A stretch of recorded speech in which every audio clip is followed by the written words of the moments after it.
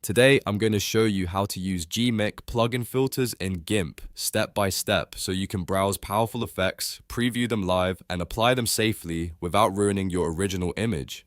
gmic is one of the best hidden tools inside GIMP because it gives you access to a huge collection of creative, artistic, enhancement, and deformation filters all in one place. If you want faster editing, better effects, and more control over your images, this is a tutorial you'll want to follow all the way through. And if this video helps you out, make sure to hit like and subscribe for more GIMP tutorials just like this. Now, let's jump in. First, open GIMP and load the image you want to edit by going to File, then Open. Once your image is in the workspace, look over to the Layers panel on the right and make sure you have the correct layer selected. This matters because the filter will apply to whatever layer is active. Before you do anything destructive, duplicate that layer as a backup. You can do this quickly with Shift plus Control plus D. That way, if you don't like the effect later, you still have your original layer untouched. This is a really smart habit anytime you're experimenting with filters. Next, we need to open the gmic interface. At the top of GIMP, click on Filters, then scroll all the way down to the bottom of the menu and click gmic Qt. This opens the gmic plugin window where all the filters live. If you don't see it, or if the option is grayed out, don't panic. Just go to Image, then Mode, and make sure your image is set to RGB. gmic works best when your file is in RGB mode, so that's an important fix if the plugin isn't available. Once the gmic window opens, you'll see a very powerful filter browser. On the left side is the preview panel, and on the right side is the settings area. At the top center, there's a search box where you can type the name of a filter if you already know what you want. For example, you might search for blur, pencil, outline, glow, or noise depending on the look you're trying to create.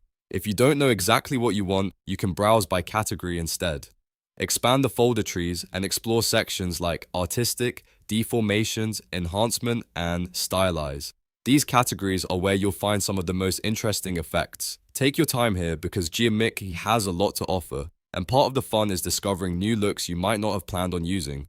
After selecting a filter, start adjusting the sliders on the right-hand side. These control the filter parameters, and even small changes can make a big difference. You might see controls for strength, radius, contrast, smoothness, color, or edge detail, depending on the effect. As you move those sliders, watch the preview on the left update in real time. That preview is your best friend because it lets you test the result before applying it to the whole image. You can also pan around inside the preview by clicking and dragging, and you can zoom in and out with your mouse scroll wheel. That makes it much easier to inspect fine details and make sure the filter looks good where it matters. Now, let's talk about the output settings because this is another step that a lot of people skip.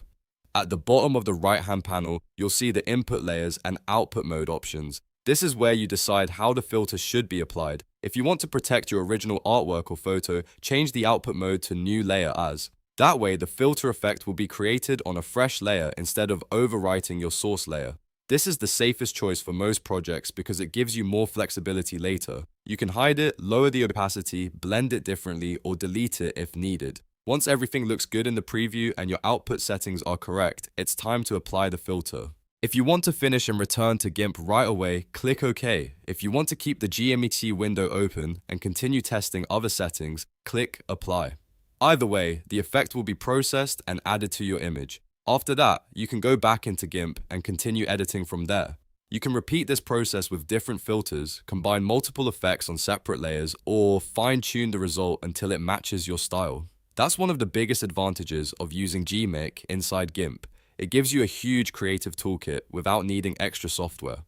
So to recap, open your image, duplicate the layer, launch gmic from the Filters menu, browse or search for a filter, adjust the sliders, check the live preview, set your output to a new layer if needed, and then apply the effect. Once you get comfortable with this workflow, using gmic becomes fast, flexible, and incredibly fun. If this tutorial helped you, please remember to like the video, subscribe to the channel, and turn on notifications so you don't miss the next GIMP tip. Thanks for watching, and I'll see you in the next one.